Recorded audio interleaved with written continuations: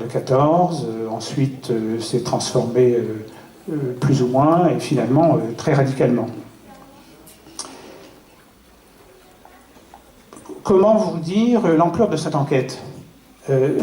Lorsque les Guilchers sont venus en 53-57 pour interroger sur la danse, on a trouvé mention de 2-3 personnes, 4-5, parfois une personne mais entourée de tous ses domestiques, donc ça faisait un petit peu d'avantage. Il n'empêche que par rapport à ce qui suit, c'est une autre échelle. Entre 70 et 73, ils ont affaire à 25 informateurs, bon, dont les dates de naissance vont de 1884 à 1907. Ce sont les informateurs principaux, auxquels il faut en ajouter 10 qui correspondent à des enquêtes plus locales dans chacun de ces brédiards qui servent un petit peu de subdivision à cet énorme territoire de Languilic. En diagonale, ça fait parfois 26 km, je crois, quelque chose comme ça. Et donc les différents quartiers, les différents brédiards servent en quelque sorte de quartier de référence. Et donc ils sont allés interroger parfois des informateurs un peu plus précis pour certains des aspects de cette vie de quartier. Et puis, bon, ils sont allés aussi un petit peu autour, à Beau, par exemple, chez Jude Le Paboul, par exemple, grand conteur, Jude accompagné d'ailleurs de son père pour ce genre d'enquête. Alors, qu'est-ce qu'il en résulte? 23 heures d'enregistrement, 1000 pages de classeurs, dont je peux vous donner une idée de la matière, si vous voulez, avec la structure de ces classeurs. Ça va vous mettre un petit peu dans le bain de ce qui va suivre. Voilà, les âges de la vie, les fêtes calendaires, les catégories sociales, l'exploitation des terres, le mode de vie rural, pardons et foires, croyances, danses, chansons, jeux.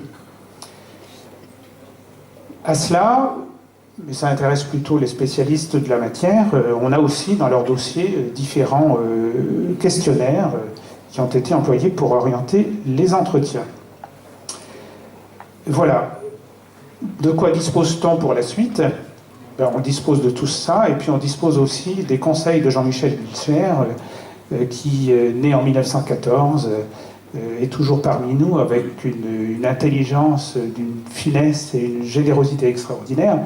On a fêté son centenaire scientifique en septembre de l'année précédente, 2014, mais il est toujours à nos côtés pour nous proposer ses réflexions critiques sur le travail que l'on poursuit, donc ma femme et moi là-dessus. Alors, on entre dans Languilic, et dans cette double caractéristique dont je parlais tout à l'heure, c'est-à-dire on est dans une société qui est très, il faut lâcher le mot, très inégalitaire socialement, mais dont les pratiques culturelles sont très largement les mêmes, quel que soit le niveau social. Je commencerai donc par un descriptif rapide de ce que l'on trouve en matière de niveaux sociaux dans le Languilic de cette époque, fin 19e. C'est très varié. Si on commence par le haut du pavé, on va trouver des châtelains qui n'habitent pas toujours là. Ils sont parfois à Paris, dans des professions de genre avocat ou choses de ce genre-là, ou médecins. Leurs ressources dépendent de leur ferme, de leur dépendance, de l'exploitation des bois. Ils n'ont jamais de rapport direct avec leurs fermiers parce qu'ils ne parlent pas breton, donc ils ont un régisseur qui leur sert d'intermédiaire avec leurs fermiers. Qu'en disent les autres? Ce genre de formule, ils ne s'occupaient pas de vous. Donc, c'est deux mondes qui sont très largement à part, mais sans que les châtelains fassent pour autant sentir leur autorité sur les plus humbles à côté d'eux. Ce n'est pas forcément le cas pour la catégorie qui suit, c'est celle des pitots. Pitaout en breton, pitaoudet au pluriel. Ils ont parfois d'autres dénominations, bourgeois, pour les saluer, autrous aussi, parfois. Parfois aussi des appellations collectives, tutfil, c'est parfois un peu étonnant, tutfil, bon, tudabil, tutdisquette, ou bien tudès, évidemment. Il y a de l'aisance chez eux, assurément, parce que les gros pitots ont un patrimoine qui peut se chiffrer en dizaines de fermes. Et quand je dis dizaines, ça peut aller jusqu'à 60, 70, et on a vu encore davantage. Avec pas mal de calculs pour assurer la permanence de leur patrimoine. Il y a une formule qui revient souvent, évidemment c'est pas dans leur bouche qu'on l'entend, mais dans celle des autres, des plus humbles, c'est « Aveit machomaya haren traou geton » pour que toutes les choses restent avec lui, geton, ou bien avec elle, si c'est une fille héritière, Getty.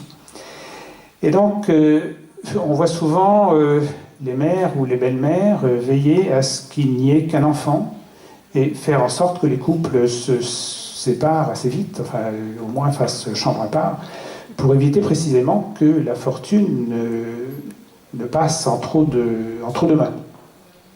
Et donc pour les autres enfants, eh bien, si c'est un garçon, c'est la prêtrise. Si c'est des filles, ce seront des filles célibataires, pour lesquelles, au bourg de l'Anguillic, on fera construire une maison dans laquelle elles passeront le reste de leur vie. Bon, inutile de dire que ces grands pitots ne travaillent pas eux-mêmes. Les autres aussi. Et là, je vais passer tout à l'heure, ou sous peu, aux pitots que l'on pourrait appeler moyens. Ces grands pitots, c'est vraiment tout à fait étrange parce qu'ils ont de quoi vivre sur un grand ton, mais non, pas du tout. Ils vivent au contraire chichement. On chipote. Une femme de pitot ressemble exactement à une femme de fermière. Tablier, même chose. Enfin, extérieurement, on ne la distingue pas. On ne va pas non plus dilapider son argent en nourriture. On ne mange pas mieux que ses fermiers. On a le cas d'un pitot qui disposait de quantités de mil par ses fermes. Eh bien, c'était bouillie de mil, et pas grand-chose de plus.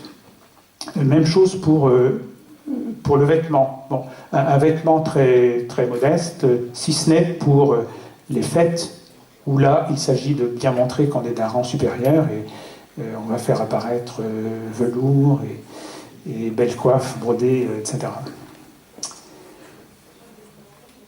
Je passe plus vite sur la suite. Les moyens pitots se distinguent des premiers simplement par le fait qu'ils ont moins de fermes. Ils en ont 4-5, de 3 à 5 hectares. Et puis,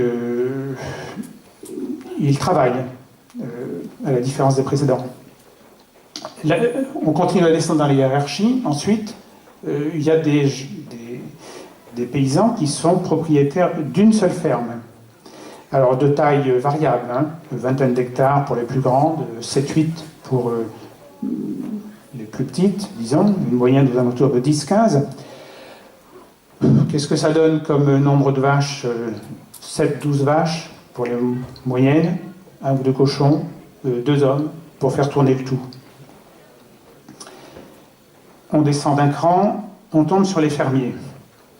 Fermiers au sens propre, donc des gens qui paient un fermage et qui vont payer ce fermage souvent le lundi de Pâques. On a été étonné de voir que ce n'était pas forcément la Saint-Michel comme dans pas mal de régions de Bretagne. Non, lundi de Pâques, Saint-Michel, on a trouvé aussi mention du 1er avril. On tombe là dans une situation qui est très très différente des précédentes. Les fermiers vivent dans l'angoisse permanente de ne pas pouvoir payer leur fermage. Le fermage est important. 1000 francs, à apprécier par rapport à ce que peut gagner à ce qu'on peut ramasser, par exemple, de la vente de ces produits au marché, c'est considérable. On est dans un monde où il y a très peu d'argent. On fait avec les moyens du bord, on échange des choses, mais ce qu'on peut vendre, c'est quoi? Une vache, ça vaut pas très cher. Pour la bonne raison que elles sont mal nourries, donc pas forcément intéressant pour devenir des vaches de boucherie. Et puis, les gens ne mangent à peu près pas de viande, donc c'est pas quelque chose qui peut faire l'objet d'un commerce. la douzaine d'œufs, 13 sous, le livre de beurre, 13 sous, la barrique de 220 litres de cidre, 5 francs. Bon. Quand il faut sortir 1000 francs pour le fermage, c'est très difficile. Et donc, on essaie un peu de tout. Vous savez qu'en janvier, il y a la fête du cochon, Festa Nord. Mais parfois, cette fête, c'est une demi-fête quand on est obligé de vendre le cochon au boucher ou bien de n'en garder que la moitié, par exemple. Après les fermiers, c'est le groupe des domestiques agricoles. Ces domestiques, on les engage dès qu'on a 4-5 vaches. Et là, le salaire annuel d'un domestique, 300 francs. Bon, ça vous situe un petit peu l'échelle des choses. 1000 francs de fermage, 300 francs pour le domestique dans les années 1912-1913. Avec un certain nombre d'autres choses qui sont précisées par contrat. Le nombre de paires de sabots, par exemple. Ou bien le nombre d'aunes de toile pour se faire de chemise ou quelque chose de ce genre-là. Tout cela est organisé.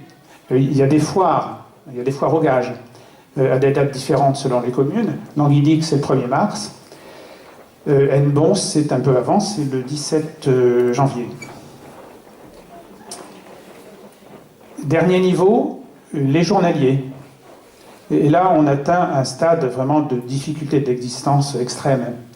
Ce sont des gens qui ont pour première difficulté de savoir comment se vêtir. Parce que le linge vient le plus souvent du chanvre que l'on cultive. À l'arrière de chaque maison, il y a un liorquoir, une petite parcelle pour le chanvre et pour le linge, disons, ordinaire. Eux n'ont pas ça à leur disposition et donc souvent ils n'ont sous leur veste qu'une espèce de sac avec des trous pour leurs bras. Bon, ça vous fait une espèce de contrepoint par rapport à ce qui se trouve derrière moi. Il y a même un informateur qui a raconté l'histoire d'un médecin qui vient accoucher une femme chez elle à la ferme et puis une femme de journalier et qui est obligé de déchirer la moitié de sa chemise à lui pour pouvoir emmailloter